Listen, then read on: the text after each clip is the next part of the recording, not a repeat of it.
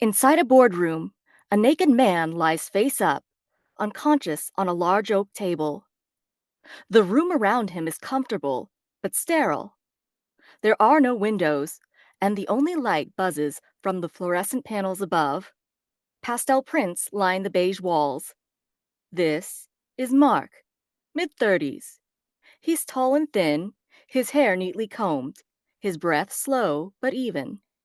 Suddenly, Mark's eyes shoot open and he bolts to a sitting position. He gasps as his eyes dart around the room. For a very long moment, all is quiet. Hello? He tries to get to his knees, but they give way and he tumbles off the table. Shakily, he moves toward the door. He tries to open it, but it's locked solidly. He turns back to the room. Where the hell am I? At the far end of the table is mounted a small black intercom. It clicks on, emitting a voice. Who are you? What? Who are you? Who the hell are you? I'm sorry, sir. I got ahead of myself. What is this place? Open the damn door! Do you have a few moments to take a quick survey? What? 6 questions. I feel confident it will benefit us both. What? No, let me the hell out of this room. Okay, thank you for your time. It clicks off. Hey! Mark scours the room, but can find no other way out. He returns to the door, twisting hard on the knob. He kicks at it, but his weak legs give out, and once again, he falls to the floor. Damn it. He lays on the floor, breathing heavily. Hey, you there? The intercom clicks on. I'm here. 6 questions? Yes, sir. What do I get at the end? Depends on your answers. Well, since you seem to have caught me between things... Who are you? That's the first question? A first name will do. Mark looks around the room. He furrows his brow. What do I do if I don't know? Unknown. Okay, great. Question 2. In which U.S. state were you born? Wait a minute. You just Which state, please? asked me. I don't know. Unknown. Terrific. Question 3. What is the name of a U.S. state? First that comes to mind. Delaware. Question 4. Who killed Mr. and how did he die? That one makes no sense. Unknown. Sure. Question 5. Have you done any intravenous drugs today? What's going on? Please answer question 5. I don't know. I don't even know what day it is. Unknown. Question 6. By your closest approximation, what was or is the color of your mother's eyes? Mark stares up at the ceiling, his breath growing fast. A tear slides down his temple.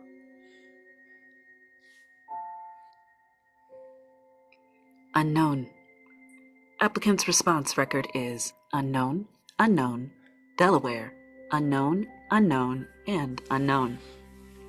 Please tell me what's happening to me. All at once, the door unlatches and creaks open. A perfect score. Very impressive, Mark. Mark stares through the door. He can see only darkness. Right this way. Mark creeps cautiously down a thin, unlit hall. The hall is full of sharp twists, preventing him from seeing more than a few feet ahead. Ahead is a bend, around which Mark can see light. Mark steps out into a small, dimly lit room. This is the orientation chamber. In the center of the room is a table, at which sit 2 women. Fran Milchick, 35, very stoic, despite the dainty glasses perched atop her nose. In front of her is a microphone. Hers is the voice from the other room. Harmony Cobel, 40, is small, curt, and well-kept. Her hair in a tight bun. She takes notes, never looking up. Milchick looks up and smiles. Mark, come, have a seat. Mark glances at a door on the other side of the room. Who are you? Fran Milchick, PR. I'll be facilitating your orientation today. Orientation for what? It'd be just terrific if you had a seat. Mark slowly walks over and sits across from them. Milchick organizes documents, excited but nervous. Okay. Well, first and foremost, I'd like to congratulate you on behalf of all our staff at all levels of seniority and of all races and sexual genders on passing your entrance exam. Really stellar work. Delaware. Again, entrance to what? Milchick smiles, looks down, and clears her throat. Mark. Mr. Scout, your last name Scout? Mr. Scout, we have selected you as the secondary conversion analyst for our data culling team. You have graciously accepted this role and I haven't graciously accepted shit. That's a great opinion and boldly expressed, but I do have the paperwork right here. She slides it across the table. Mark snatches it up. At the bottom is a series of signatures, his included. I didn't sign this. Let's take a step back. He needs pants. What? What? By this point in the orientation, the applicant should have been offered pants. It's the first step in preparing him for the video. Of course. Sorry. Don't apologize to me. Milchick turns back to Mark. She produces a well-folded pair of black pants from under the table. Mr. Scout, at this time, I'd like to offer you this pair of empty black pants, along with a sincere apology for not having offered said pants earlier. Do you accept the empty black pants and or the apology, which I assure you is anything but empty? Mark stares at Milchick for a long moment. All at once, Mark leaps from his seat and runs for the door. Mr. Scout! Mark bursts through the door. Cobel keeps writing. Well, how did that feel to you? Bad. It was. Very bad. Milchick gets up to follow Mark. Mark, still naked, bursts from the orientation chamber and runs out into the middle of a bustling office. The room is vast and white, the ceiling very high. Everything is bathed in a sterile light, which seems to emanate from all surfaces. The majority of the room is comprised of a wide maze of cubicle walls made of a vaguely translucent glass. The workers weep busily around, some of their forms obscured by the crystalline cubicle walls. Their hurried footsteps combine with the dim hum of routers and printers. Mark looks around, panting heavily. One by one, the office dwellers notice him and stop, shocked. I'm being held here! I'm being held against my will! He glances up. Near the high ceiling is a small window, behind which is a hallway. A thin, bald man stands at the window, watching the commotion. A plump security guard approaches Mark. Sir, I'd be happy to escort you to your workplace. Mark turns and runs, knocking over the security guard. He runs into the maze of cubicles, nearly tripping over the tangle of computer wires that populate the floor as workers dive out of his way. He hears footsteps approach from around a corner. He ducks behind a copy machine. A line of guards run past. Looking up, Mark spies an exit sign, but no path through the cubicles. With a running start, Mark leaps onto a table and over one of the walls. He crashes down atop a table on the other side. Seeing the exit, Mark breaks into a run. Mark bursts through a stairwell door and runs down the stairs, tripping over his feet as he goes. Spinning around on a middle landing, he comes face to face with Helly Riggs. 19, small, but quietly fierce. She smirks. First day? Mark scoots around her and continues down the stairs. Mark bursts out of the stairwell and into a spacious lobby. The granite walls are accentuated by hanging plants and many fountains. Ahead is a security checkpoint, where a mustached guard scans incoming employees with an electric wand. Beyond them is a bank of glass doors, but a concrete wall beyond it blocks any view of the outside. An elevator door opens, and Milchick and Cobel emerge. Mr. Scout! Mark launches himself toward the security checkpoint. The mustache guard moves to intercept him. Hold it. Sir? Mark elbows the guard hard in the eye and tries to leap over a riven partition. The guard grabs him by the foot. Just let him go. Mark kicks the guard and gets to his feet. It doesn't matter. Let him go. Mark darts across the entryway, past the security checkpoint, and through the exit door.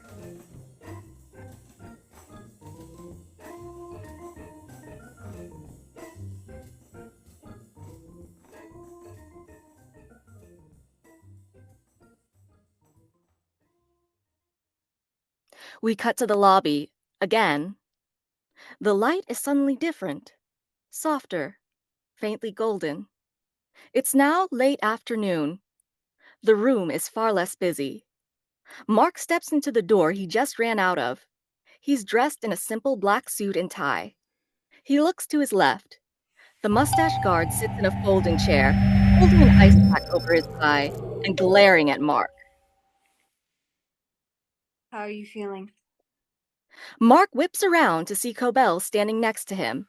She smiles. How am I? Relax. There's a lot that needs to be explained to you. Are you familiar with morons, Mark? Morons? Idiots. Simpletons. Unfortunately, they have a queen who I brilliantly placed in charge of your orientation today. I apologize for that. Mark looks at his hands, which are sunburnt. Why is my skin warm? Same reason you feel suddenly calmer than before. You and I just had a 2-hour walk together. What? We went to a park. You fed apples to a horse. It was sweet. What are you talking about? Why would I go on a walk with you?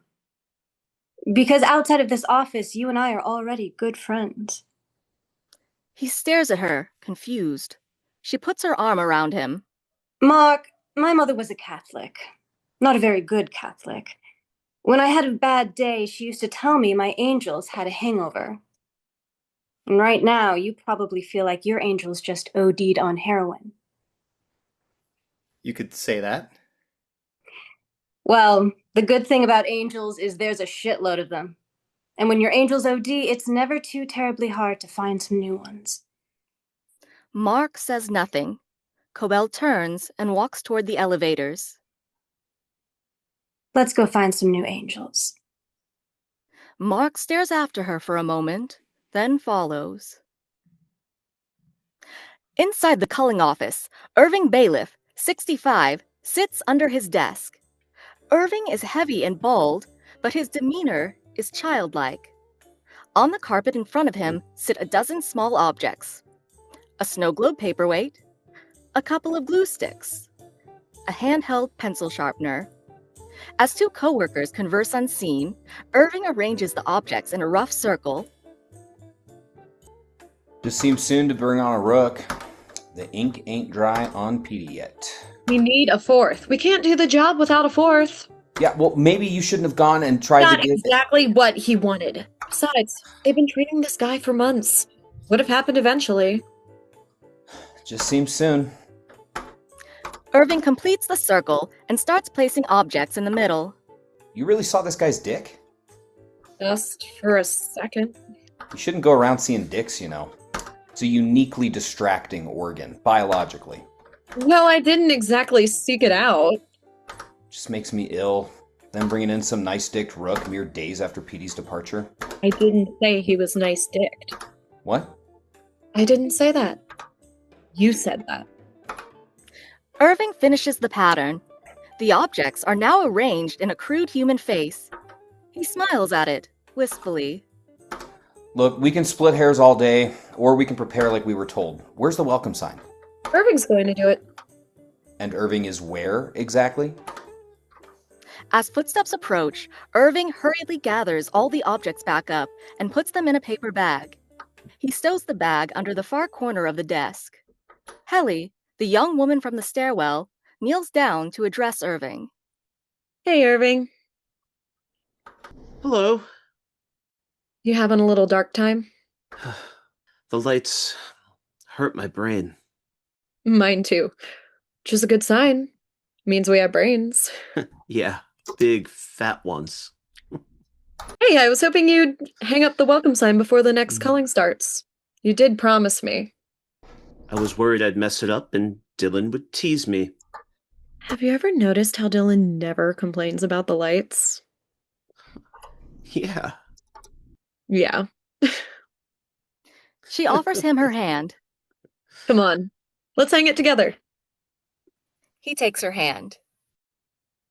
We cut away from Helly and Irving. Mark follows Cobel through the labyrinth of hallways. Are there two buildings? Sorry? When I ran outside, it led right back into the lobby. Are there two identical buildings? You'll be seeing the video this afternoon, which will explain everything. Right now, I want you to meet a few of your colleagues. They reach a door marked Culling Office. What's the culling office? She opens the door. It's home. She gestures for him to enter. He does.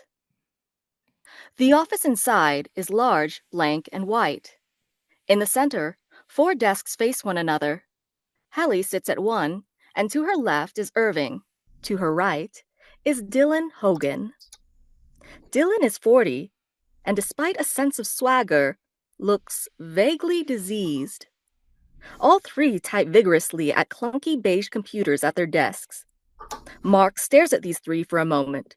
He turns to Cobel. Who are these? But she's gone. He turns back. He slowly makes his way toward the center of the room. The others don't look up from what they're doing. Hello? He gets no response. I'm Mark. Apparently I'm supposed to be... So why aren't you? Sorry? Why aren't you doing what you're supposed to be doing? They didn't tell me what to... There's one chair without an ass in it. How many asses do you have? 1. Seems fortuitous. Mark stares at Dylan a long moment before moving to the empty chair. He sits. Did you see the sign? The sign? I hung it for you. Helly helped. Mark looks over. Small gold paper letters spelling, "Welcome," hang clumsily on the far wall. It's meant to make you feel welcome. Thank you. He stares at the computer screen in front of him. A series of green symbols, including letters, numbers, and pictographs, moves across it in a single line. Mark glances at Helly, who sits across from him. I don't know what to... The game is to turn the green symbols blue. You have to trick them. They'll fight you. Okay, how? Put your fingers on the keys. Your training will kick in. I haven't been trained on... You have. Mark puts his fingers on the keys and looks at the stream of symbols. He types a few characters into the computer. The stream turns red. They're turning red. Red's bad. Said blue, remember? Listen, who are you people? Keep typing. Mark keeps typing random keys. The symbols continue to come in red. Please, I need help, okay? I woke up here an hour ago. I don't remember anything. Now I'm Sucks supposed to turn chunks, these... don't it? This happened to all of you?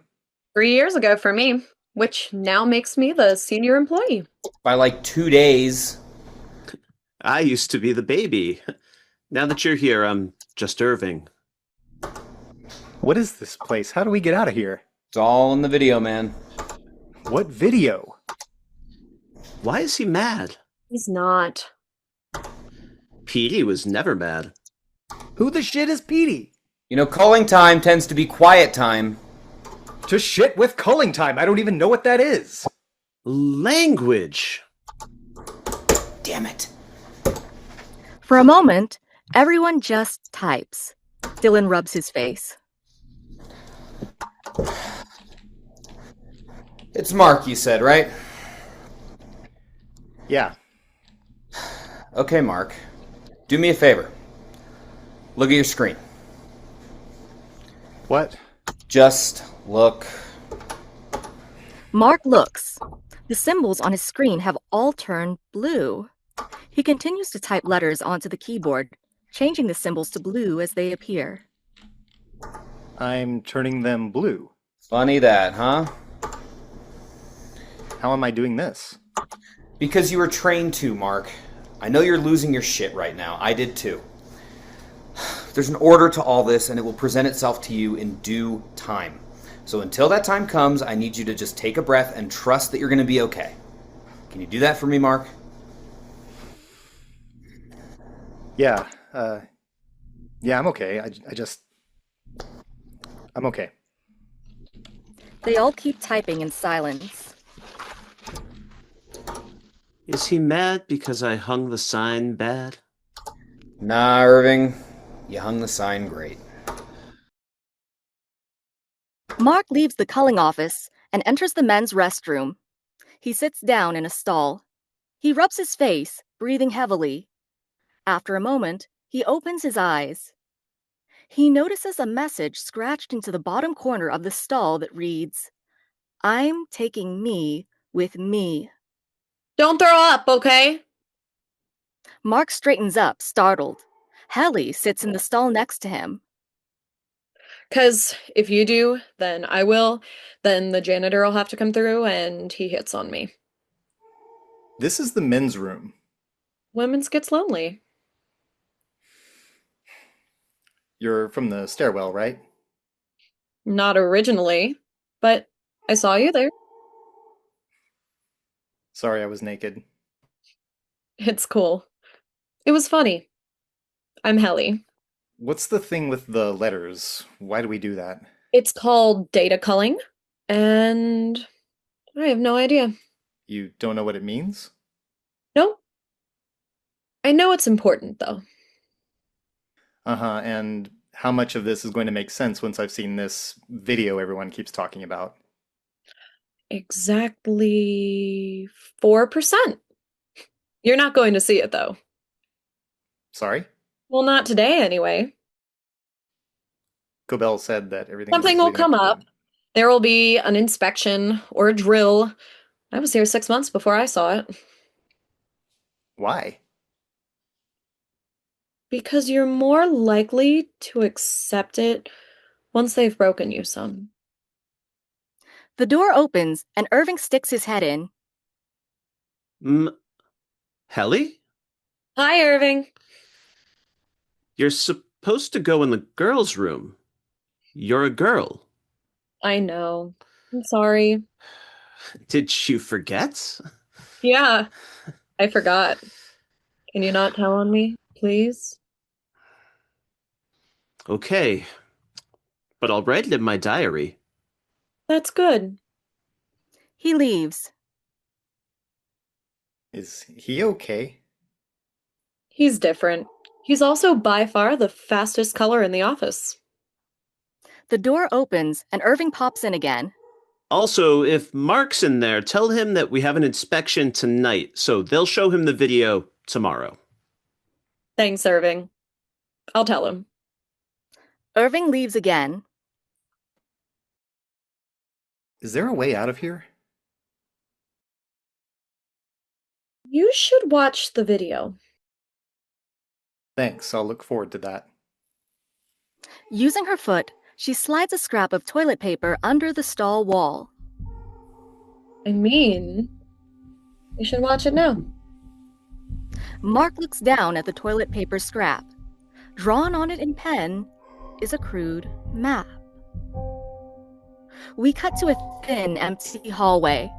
Carrying the toilet paper map, Mark slinks down the empty hall with what he thinks is stealth. He rounds a bend and comes to a long line of doors. As he moves past them, he eyes the map. 3, 4, 5. He reaches the 6th door, marked Storage. Mark enters the storage closet, which is small and cramped, and lined on all sides by deep shelves. Mark shuts the door and turns on the light. He locates this room on the map. Here, Helly has written the word up. Cautiously, Mark looks up, his eyes widening. The narrow closet appears to stretch upward forever, with hundreds of levels of shelves stacked atop one another. The ceiling, if there is one, is not visible. Mark looks back at the word up printed on the map. Shit. We cut to the culling office. Helly enters to find Milchick standing by the door. Miss Riggs, Miss Milchick. have you seen Mr. Scout? No. He's maybe in the bathroom? Milchick looks at the floor. I forgot to offer him pants at the orientation today. Bungled the whole thing like a ninny. Helly nods, empathetic. Back inside the storage closet, Mark climbs the shelves, his face drenched in sweat. The floor is no longer visible below. He passes a shelf which contains a symmetrical pile of metallic gold boxes. He rests a foot on the shelf, causing it to creak. He stops. The shelf gives way, sending the gold boxes careening downward. Mark grabs hold of the shelf above him, his feet dangling over the endless darkness below. He struggles to find another foothold. Grimacing, he pulls himself up to the next shelf. He forces himself to look up. About 10 feet above him is a platform and a thin metallic door, like the one he came in. Mark opens the thin door, gasping for breath. This hall is all black. What little light there is seeps out from behind massive closed doors. Distant whispers echo from hidden rooms. Mark shuts the supply closet and starts cautiously down the hall. As he moves, he hears the sound of heavy footsteps approaching. Panicking, he spies a door ajar and ducks through it. Mark scoots into the room, his back against the wall. He shuts his eyes, terrified, as the heavy footsteps pass by outside. They slowly disappear down the hall. Mark opens his eyes. The concrete room is empty, except for a large cubicle. Unlike the ones downstairs, it is a perfect cube, complete with a roof on top. There are no apparent openings. Mark gets up and moves toward the cubicle. Is someone out there? Mark's breath stops, but he keeps moving. You can't keep me here. They're going to come looking for me. Mark stops inches from the cubicle. He notices an inch-wide gap between the frame and the fabric of one of the walls. He leans in to examine it. Suddenly, a horrible bloodshot eye peers out. I want to see my baby! Panicking, Mark turns and flees the room. In the culling office, Milchick sits in a plastic chair at Helly's desk as she goes over documents. I think the pants were a tertiary issue. The real problem is my personality. I've been told I am just awful. The door flies open and Cobel enters. Milchick, we've got a security breach upstairs. What? How? Where's Scout? She looks around the room, approaching panic. On a floor above them, Mark runs down the hall. He passes a series of shut doors, his pace growing faster. He suddenly stops. In front of him is a door, smaller than the others, with a dim green light behind it. It reads, Video archives. He looks at the map. The final destination reads VA. Mark? Mark whips around to see Cobel and Milchick running down the hall toward him. Mark, don't go in there. Mark grabs the handle, but the door is stuck. He yanks again, pulling it open. Mark enters the small, cramped room bathed in green light. He slams the door behind him and locks it. All the walls are covered with heavy file cabinets. In the corner is a small, dusty television with a built-in VCR. There's a rapping at the door. Mark? Mark, open the door. Mark moves to the end of the room and opens a cabinet. It's full of VHS tapes, each labeled with a name and all carefully alphabetized. The door rattles. Mark, you weren't meant to come up here yet. Please, it's dangerous. Mark moves to another cabinet and opens it. More tapes. Searching, he finds a drawer in the middle of the room and opens it. These tapes are marked with S names. Rooting through, he finds one labeled Scout, Mark. He moves to the television and flips it on. The image is of gray static, accompanied by a dull roar. Mark, I know you have questions. If you come out now, I promise I'll explain everything. He pushes in the tape. The static roar stops, and for a moment, the room is quiet. 5 days earlier. We see Mark in a bedroom in the morning. He lays asleep on a mattress on the floor. The walls are gentle blue, and the room is outfitted for a baby. In the corner sits a crib. A woman's bare foot slowly moves over Mark's face. Wrinkling his nose, Mark bolts up. What the shit? His sister Devon stands over him. She's 30 and many, many months pregnant. Hey, butterfly. Your foot smells like pregnancy. Get up. You need some toast. I don't want toast. You're supposed to eat before an interview. Says who? I don't know. Science. I don't want to go. Go for me. Somehow I don't think they're going to be fooled. Yeah, they will. Just cut your hair, throw on a tie, and have your baby. She smiles and goes to the door. Come on.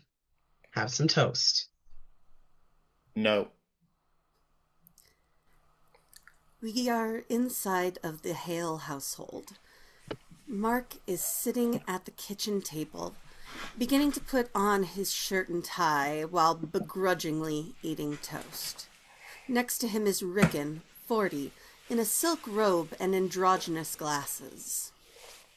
Has the mattress been comfortable? Yes, thanks. What are you going to say at the interview? I don't know. You should mention that you're staying with us. Devon brings over 2 glasses of grapefruit juice. Yeah, well, living in the future bedroom of your sister's baby wasn't one of their preferred qualifications. Tolstoy used to live with relatives for years at a time. Well, I'm not interviewing to be the president of Russia. Tolstoy wasn't... He knows, babe, he's screwing with you. Oh no, I was legitimately being dumb that time. Ricken puts a hand on Mark's shoulder. Mark, I think you're going to get this job. I know things have been hard. Actually, things have been really great ever since you put your hand on my shoulder 3 seconds ago. Ricken removes his hand. I just think your life is about to get a lot better. Thanks for the toast. Mark gets up and exits. Ricken shoots Devon an annoyed look. Now outside of the Hale house, Mark goes to his car. Devon follows him out. The suburban Pacific Northwest neighborhood is coated in a layer of frozen dew. Devon and Mark's breath is visible in the morning light. You know, it's really cool how you act like you're better than the guy who's sharing his house with you. It's your house. Hey, if this interview goes not great, Why would it? maybe don't go to the bars after, okay? At least, come home first. You know, he made up the Tolstoy thing. Yeah, I know. We then see Mark speeding along an icy road surrounded by evergreen trees. A thick fog makes for poor visibility. He stares ahead, pensive. Hi, I'm Mark Scout. He shuts his eyes. Good to meet you, Mark Scout. A deep breath. This place is great. My name is Mark. The car hits something with a thud. Mark opens his eyes and slams on the brakes. He sits for a long moment, breathing heavily. Shit. Mark gets out of the car. About 10 feet behind him on the forested road lies a white cat. It doesn't move. Oh no. Mark glances over to a large Victorian-style house just off the road. It's the only building in sight. He takes a step toward the cat. Cat? No response. He claps his hands. It doesn't move. He glances down at his watch. Damn it. He moves back to the car, plopping into the driver's seat. Gritting his teeth, he sounds his horn.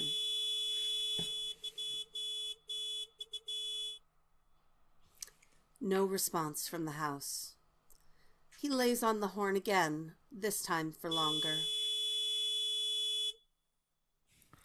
He notices the curtain in one of the upper windows move. Hastily, he flips the car into drive and speeds off. We then cut to the Crazy Eagle video. A card table's been set up in the middle of the store. Racks of DVDs line the wall. Mark sits across from Seth, the store manager, 25 and mustached. It's a lot of dusting of the DVDs and making sure they're in order. Do you have DVDs at home? I do. Yeah, so, you know, I've been covering all the shifts myself for a year now, but massage school is a huge commitment, so I'll be busy. Plus, I expect to make friends there. My schedule's very open. Seth looks over Mark's resume. Mark shifts, uncomfortable. You okay? Yeah, You seem weird. I'm fine. Seth looks back at the resume. So it says you used to be a professor of... That was a while ago. You know this is minimum wage. It's fine. Seth stares at Mark a minute. Mark is sweating. Okay, well, the last question is one I ask everyone. Do you have any weaknesses that you think would prevent you from living up to the tradition of Crazy Eagle video? Mark looks down, fidgeting. No. I gotta write something or my uncle gets pissed. I ran over a cat. What? Yeah, on my way here with my car. I don't know if it's dead. I should have checked, seen if it was breathing, but I was nervous to get here. Can cats be in a coma? I don't know. What kind of monster am I? Who hits a cat, then drives off to interview for a job no sane person would even want? So, what should I write? After thinking a moment, Mark gets up. I'm gonna go see if it's dead. Good luck with your movie store. Don't give me the job. He puts on his coat and exits, leaving Seth baffled. We then go back to the forested road. Mark stands in front of his car, staring at a blood stain on the pavement where the cat used to be. He turns and looks at the house. With a deep breath, he walks towards it. Outside of the home, Mark knocks on the door. He looks around. The forest is silent. A little girl, no more than 3, opens the door. Oh, hello. I was just... Are your parents home? Someone killed our cat. That's awful. Did you kill our cat? I did. She turns and walks into the dark house. Mark cranes his neck to look after her. Suddenly, a woman steps in front of the door, startling Mark. This is Harmony Cobel, the woman from the orientation chamber. I'm sorry. So it would appear. What? You're here. One would assume that means you're sorry. I wanted to check on the cat. He was dead the moment you hit him, and he's remained so. I'm sorry. You mentioned. How did you know I had... You came here from work? An interview. Did you get it? No. Condolences. Yeah, right. Well, look, I wanted to apologize. Truly, I can't tell you how sorry I am. I'd be happy to pay you for any Would you like to see services it? or... Would I like to see the cat? Yes. No. We then cut to Mark and Cobel standing over the body of the cat, laying on a white linen tablecloth surrounded by candles. Cobel munches on a pickle. She offers one to Mark. Pickle? No, thank you. Well, I grew them myself, I insist. Mark takes the pickle. Awkwardly, he takes a bite.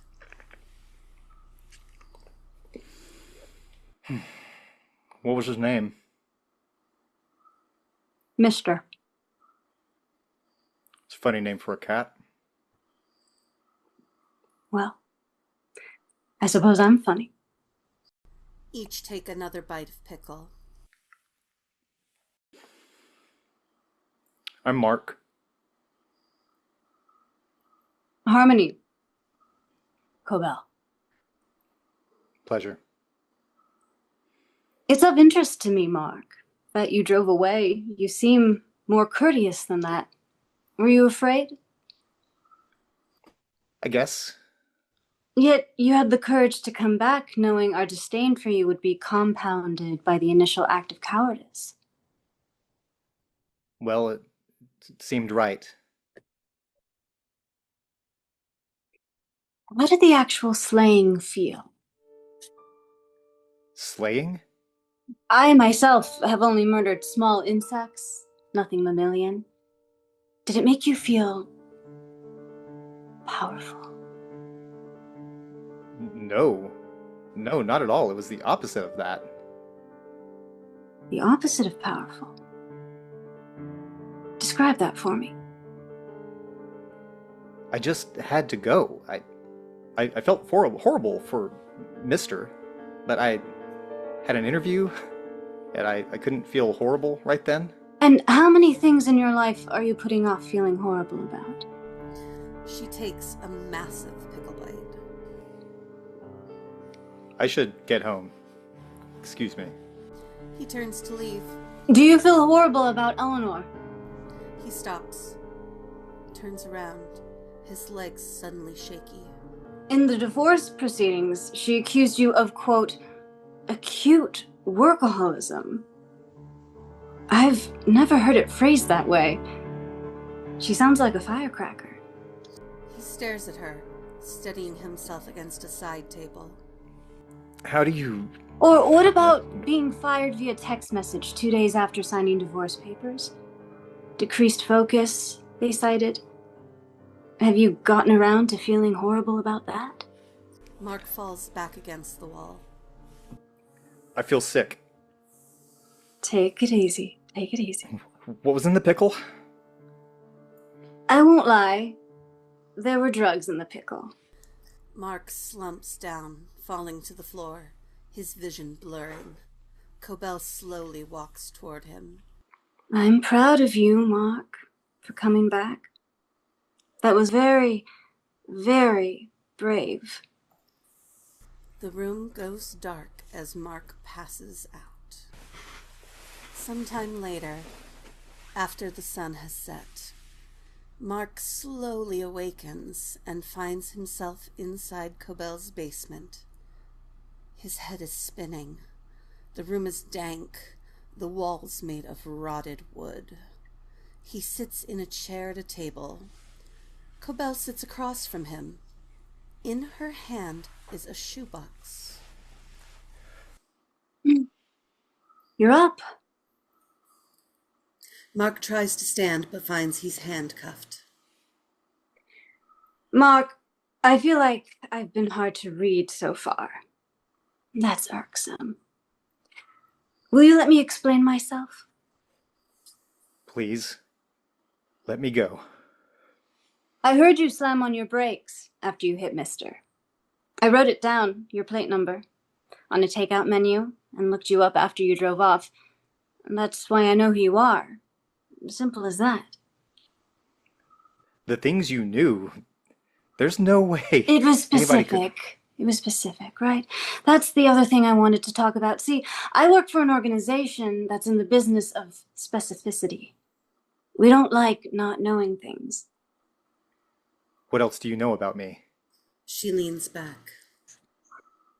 I know that you're brilliant. I know that you were doing calculus at 9, took college classes at 11. I know you've struggled with focus your whole life, and that after your divorce, you spent most of the night standing on the Skagit Bridge begging yourself to jump. No one knows that. Someone does. Why am I here? I want to offer you a job. Why am I handcuffed? The job's a tough sell. She pushes the box towards him. Let me digress a second. I want to introduce you to someone who's actually grateful to you for killing Mister. Are you okay? I know this is a lot. Mark says nothing. Cobel takes the top off the box. Inside is a black rat. Mark recoils. This is Miss. And don't let the name fool you. He's male.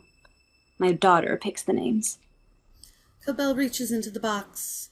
Miss nuzzles at her hand. Now, I've raised Miss from infancy. I cuddle him at night, feed him by hand. Oh, do you see? Do you see how he loves me?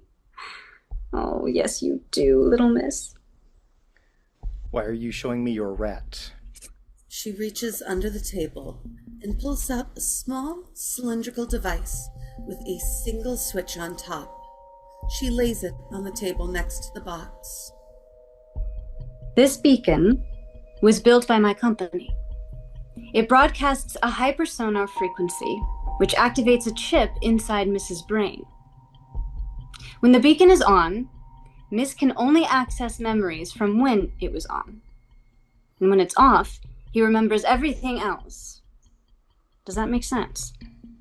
She flips the switch on the beacon, which hums almost inaudibly.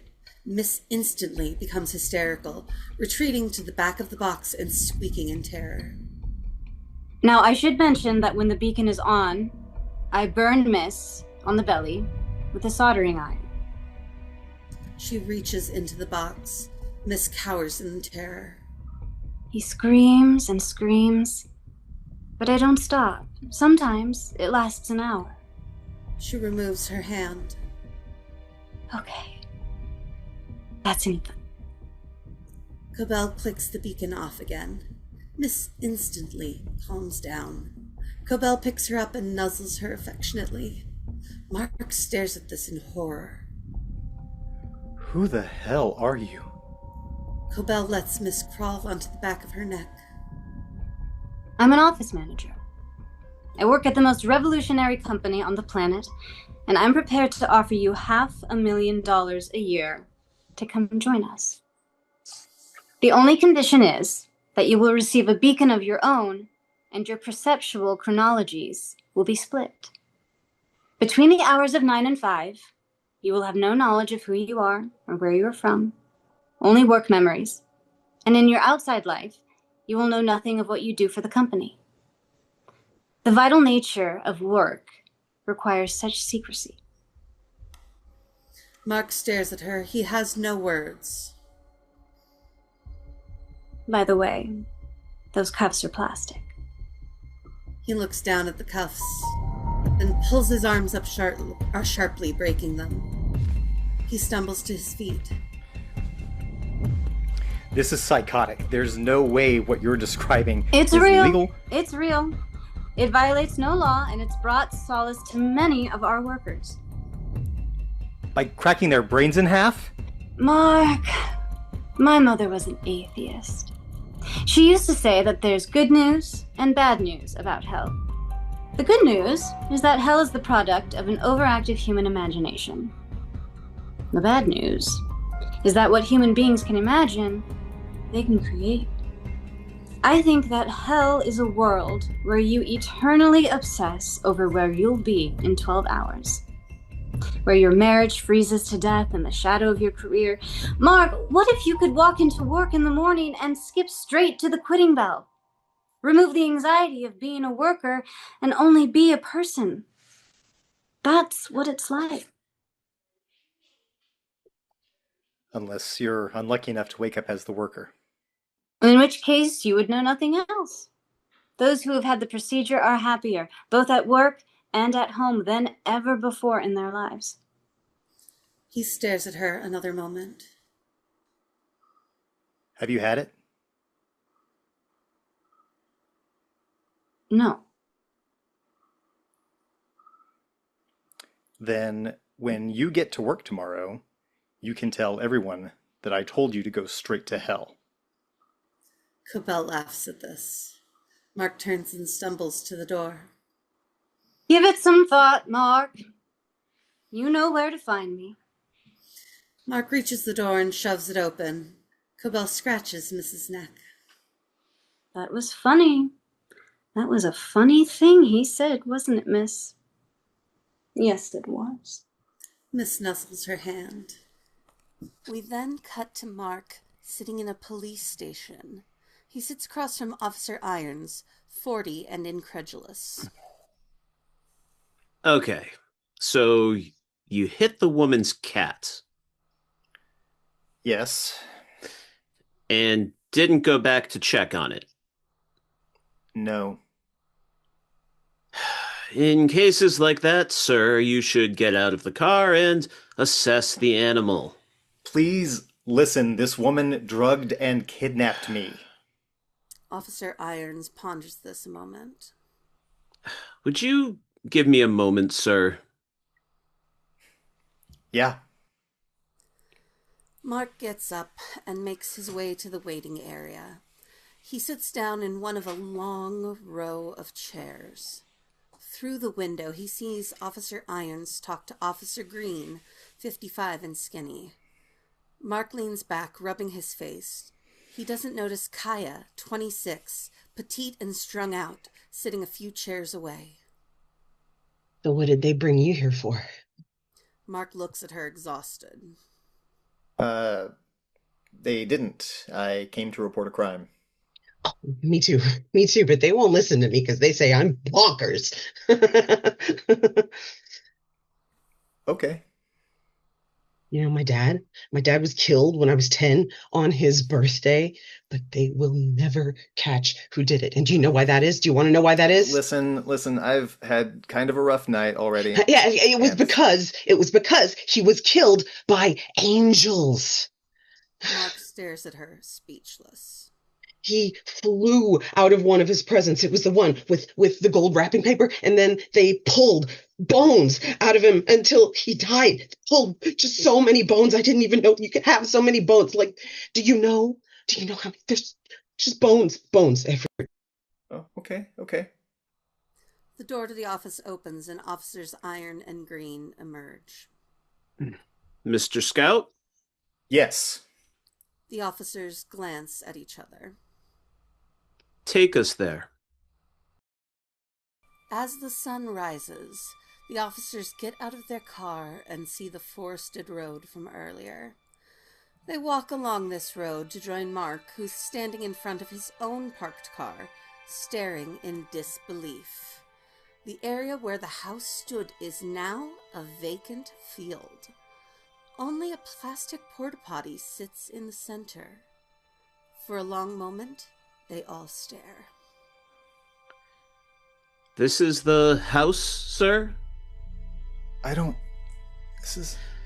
Sir, this is a portable lavatory, frequently used for temporary waste management, but insufficient for habitation. No, there was a house here. The officers glance at one another. You know what I think this is? What's that? Bunch of crap. Officer Green bursts into a fit of laughter. Oh, that's classic. Yeah, thought of it a minute ago, too. It wasn't improvised. Still, so funny. Their radios beep. Possible homicide on 4th and Vice, all units. Shit, we gotta go.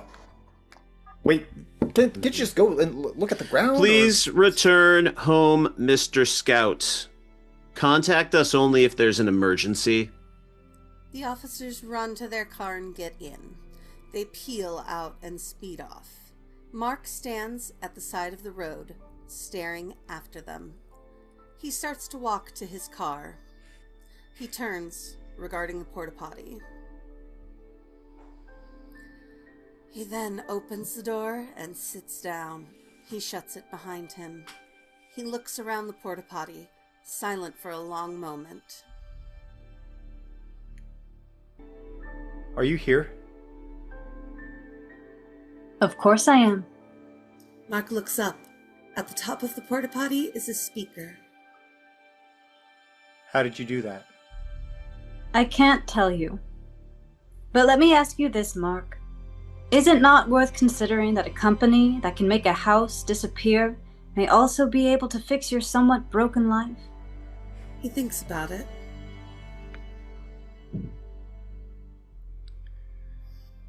If I was unhappy, could I get out of it? Both halves of you would need to request it. But that won't happen. I'm offering you something you've craved your whole life, Mark. I'm offering you focus and all that comes with it. You can explore what that means, or you can go back to your sister's baby's room. I believe a nearby food court is hiring. Mark lets out a slow breath. Mark, when you step out of this porta-potty, would you like me to be there? You can say no, or you can say yes. He shuts his eyes. Yes. I'm glad you said that. Come out. Mark opens his eyes, and then he opens the door. Mark steps out to see Cobel standing in front of a sleek black car. Next to her is Milchick, smiling like an idiot. Mark lets out another long breath and makes his way to the side of the road. This is friend Milchick, newly hired PR director. So psyched you're joining us. Cobel smiles and opens the rear door of the car. Shall we? Mark nods, and he gets in the car. Mark sits in a white room at a wooden table in a surgical gown. A thermometer is in his mouth and a sheet of paper in his hands. Milchick stands over him. The room is perfectly cubic and all white. Milchick removes the thermometer. All good. You ready for this? Yeah. Great. Let's make some rad magic. Milchick moves to the other side of the table. A camera has been set up. Cobel stands in the corner. Okay, we're on, Mark, in 1, 2. She hits record. Mark picks up the paper and reads. My name is Mark Scout. I have, at the suggestion of my employer, elected to undergo the procedure colloquially known as severance. I give consent for my unconscious body to be transported to my workplace and my personal beacon activated, creating a new perceptual chronology. I understand that the skills required to perform my job will be implanted in the mind of my employed self, along with a cursory awareness of the outside world for conversational purposes. I will not, henceforth, seek knowledge of my outside life while at work, nor of my work life while at home. We see back in the cramped video archive room, Mark crouches before the television set, watching the recorded image of himself reading the waiver. He can hardly breathe as he stares at his own pensive face. I say these things of my own free accord and being of sound mind. That's good, Mark. That's real good. Would it be alright if I said something to him? No. The screen cuts to static. Mark leans back. He stares into the static for a very long moment. He then opens the door and steps quietly out of the archive room and into the dark hallway. Cobel and Milchick stand before him. When was that taken?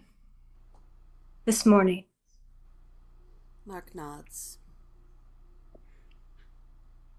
I'm never going to leave here. You'll leave here at 5. But in your current state of awareness, you won't perceive it. Do I have a family? You'll never know. And I don't have any choice. Cobel stares at him solemnly. You did. You chose yes. Mark lets out a long breath. Milchick and Cobel stand still, giving him all of the time that he needs.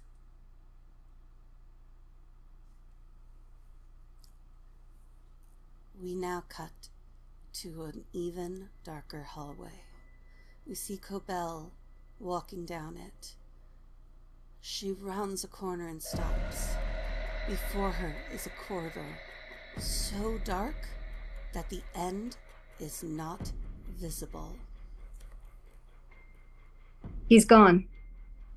A soft, raspy man's voice echoes down the hallway.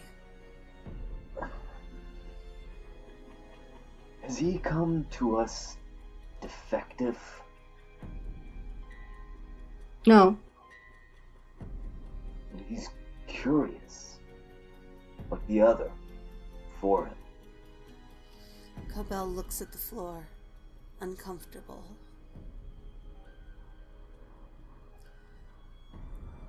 Back in the lobby, we see Mark standing at the security station as a guard pats him down. That won't happen again. This one may fight for a time, but he will choose us as his home.